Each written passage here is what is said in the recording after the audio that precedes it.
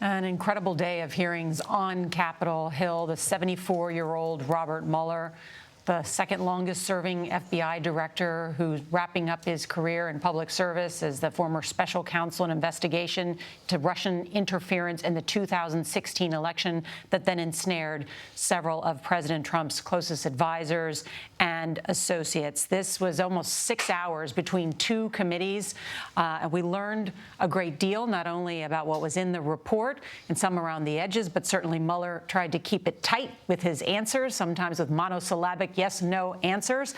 But let's get through what we did learn. The president was asked, the special counsel was asked, can the president be prosecuted when he is out of office? He answered yes.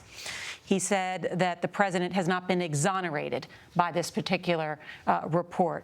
He was also asked about the political nature of this, and we heard Robert Mueller say this is not a witch hunt. And we heard him explain why he did not subpoena the president of the United States. Where does this now leave Congress? With a couple of formidable questions to answer. First of all, is lack of criminality the only standard we apply to an American president? Related to that is the discussion we just saw in the last part of this hearing. What is the new normal? Is it a new normal in America for political actors, members of Congress seeking re-election, senators, governors, presidents, to accept dirt or compromising information from a hostile foreign power? Robert Mueller said, I hope it isn't, but I fear it might be. That it's the new normal. Is this the new normal? What are we willing to accept in this country as standards for the president, standards for those who campaign for high office and who win high office? Guess what? The Congress is a place to debate that, and the American public is the ultimate arbiter. Those are some of the most fundamental questions laid before the country after the end of today's hearing.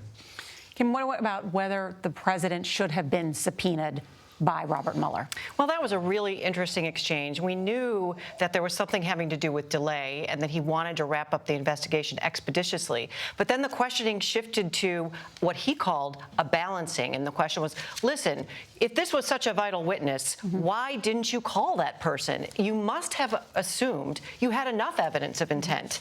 And he sort of hedged on that, and essentially he said, well, yeah, we did essentially strike that balance, that we had enough. It wasn't worth waiting. When I say waiting, there would have been a challenge to the subpoena. It would have had to go to the lower federal courts, probably to the Supreme Court.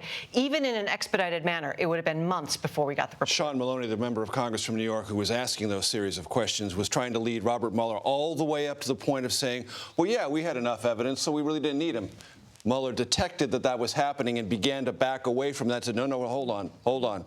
It was a time element. But I will tell you this, the president's attorneys long believed if he had been subpoenaed, not only would he, of course, fought it in court, they believed they would have prevailed in court because of a lot of underlying complicated case law about this. They believed in the preponderance of it was slightly on their side, and the subpoena fight would ultimately have been lost by the special counsel's office. That's why they also believe it. Would have been lost by the presidency, right? Paula Reed. Lost by the special counsel. The presidency, the lawyers believe they would have prevailed. I would thought after Nixon and Clinton that there was some pretty good precedent for actually responding to subpoenas. Paula Reed is at the White House. And Paula, we know from the president's actions, as well as reading this report, that he has been obsessed with this investigation. How did the president spend his day today? Well, this has been very frustrating for the president. This has loomed over his White House, over anything he perceives as an accomplishment pretty much since the beginning of his presidency. Today, we know that he was watching at least some of this on TV and occasionally weighing in on Twitter. In fact, at the beginning of this phase of the hearing, he tweeted a thanks to Democrats for throwing this hearing. He called it an embarrassment to the country. And so far, Norah, it appears that he's really monitoring what's going on Twitter. He's retweeting a lot of Republican lawmakers' accounts, highlighting their exchanges with Mueller. They try to highlight questions about the origins of the investigation. And in a short time, the president will leave for an event in West Virginia where he will have the opportunity to talk to reporters. And the fact that he hasn't said too much today suggests to me, Norah, that the president will take that opportunity. Jonathan, we're still at, while the American public and the audience has got an opportunity to learn more of what was in this report if they'd not read it, we're still at an impasse in terms of a solution, because there is not going to be, while he is still in office, any criminal charges against the president. And I guess the question is whether this moved the needle in terms of the political solution, which would be impeachment? I actually think it moved the needle, but not the way the Democrats wanted it, quite frankly. Nothing in today's hearing is going to change a lot of minds. People are going to leave with the same people they came to this party with. But the biggest problem, I think, for the Democrats is that in my view, there's not a compelling case for obstruction. I would be very surprised if he was ever charged. On the campaign finance issue, I find that one perplexing, is what we've heard about so far the Department of Justice is doing. Michael Cohen was indicted, and part of his narrative was a campaign finance violation with another individual. That other individual was President Trump. So I don't see how the Department of Justice, after Trump leaves office, can maintain a principled line and say, we nailed Michael Cohen on this, but the other half of this supposed conspiracy, we're going to let walk. Oh, you're saying that the president is more vulnerable on the campaign finance charges when he leaves office? I do. I mean, but the problem with the hearing is that, both sides essentially did this almost audio tape of the Mueller report. And Mueller was virtually a decorative element in the courtroom. He just gave these monosyllabic responses as everyone read their favorite lines out of the report. No one's going to be convinced by that. But one of the problems for the Democrats is that they portrayed themselves as pedestrians. They kept on saying, why doesn't someone do something about this? Right. And we're sitting there saying, well, okay, you're the ones that are supposed to do something about this. You're the House Judiciary Committee, and they're not. And so the more attention they're putting to this mantra of no one's above the law, the more attention they're drawing to the fact that they're clearly not moving towards impeaching this president. And we shouldn't regard that as a solution. We should just regard that as a constitutional choice that the duly empowered majority of the House of Representatives has. Whether it does it or not is entirely up to them, whether they can marshal the case, put the votes together, and send that to the Senate for trial. That's a constitutional decision. And they are only ones empowered to make that.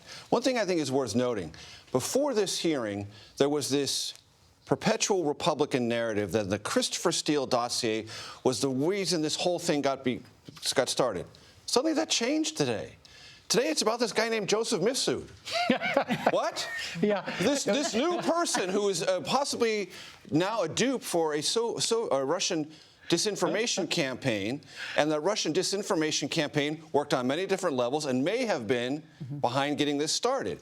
Well, all right, that's an interesting line of inquiry, but it does not fit with the Republican narrative for months and months and months, that if not for the Steele dossier, we wouldn't be here. Suddenly we have this brand new surprise witness appears on the stage at the last minute of the court hearing, like a super drama. It's like the Kaiser Sose of this entire hearing. Exactly. Ed O'Keefe is on Capitol Hill, and his major points out, while it was not entirely clear what the Republican narrative was today, the Democrats certainly had a goal, which was to bring this report to life. And we certainly saw in the Judiciary Committee hearing, not only were they coordinated in each of their questions to bring up all of those 10 instances of possible obstruction of justice, they controlled the big television monitors and had big graphics and quotes all from the report in order to try and paint this narrative.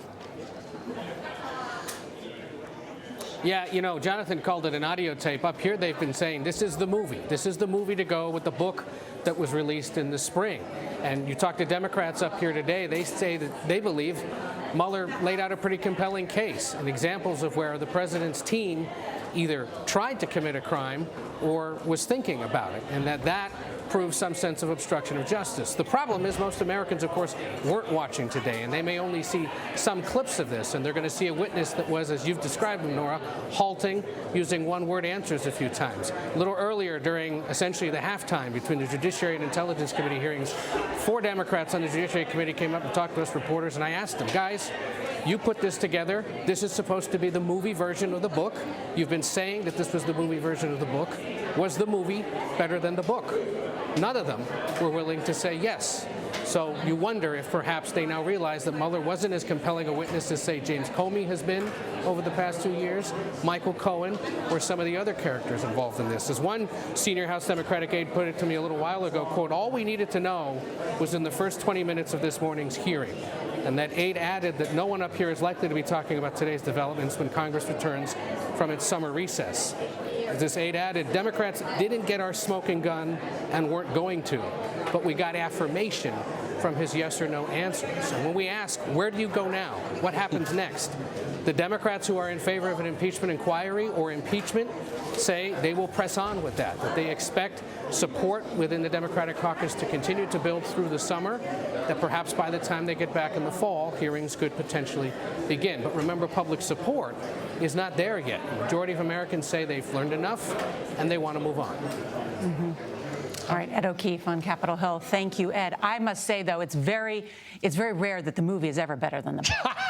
Just in my own personal experience. Well, but maybe I just love books. But part of the problem, Norah, is that I was lead counsel on the last impeachment trial in the Senate. That was with the Porteous trial, and I was also part of the Clinton hearings.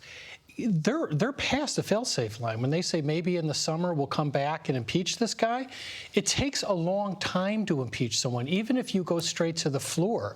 That time, if you look at all the past impeachments, has already passed. So if they're waiting till after the summer, that would be a NASCAR record of an impeachment, and I doubt they can do it. And so it's going to raise more questions as to, are you just playing out the clock here? Right. I think the only issue that we'll revisit, and will be one actually revisited by the Trump administration, is a proposal that they have to put forward in terms of how to combat Russian interference in the 2020 election. And we've also heard from White House and intelligence officials now the Chinese and the Iranians are trying to do the same thing. So that part will be revisited from a national security perspective. There was a glimmer, I think, of light in the second half of the testimony today, in that Representative Hurd, some people from the Republican side, were really concerned, expressing concern about the Russians' influence in the election, asked Mr. Mueller what needs to be done. He said multiple times there needs to be coordination between the various intelligence agencies on this question. Americans are not safe. It's happening again. And I thought that bipartisan nod was a good one. All right. Well, thank you. We appreciate all of you joining us. And here it is. I encourage, if you didn't get what you wanted today in the 6 hours of testimony, the Mueller report exists. And as some people have pointed out, the appendix is actually one of the most interesting parts of this report, or the appendices, which is, of course, the plural of appendix. There will be much more on Robert Mueller's testimony on your local news, on the CBS station, and tonight on the CBS Evening News. We will have the full wrap-up for you of all the choice sound bites and moments and our reporting. CBS News coverage continues now on our 24-hour streaming news service, CBSN, and you can watch it at cbsnews.com and on our CBS News app. With thanks to Major Garrett, Nancy Cordes, Jeff Pegues, Paula Reed, Ed O'Keefe, Jonathan Turley, and Kim Whaley, and to our producers and an entire team and crew here in Washington, we thank you for joining us. I'm Norah O'Donnell in Washington, and I'll see you again pretty soon on the CBS Evening News. This has been a CBS News Special Report.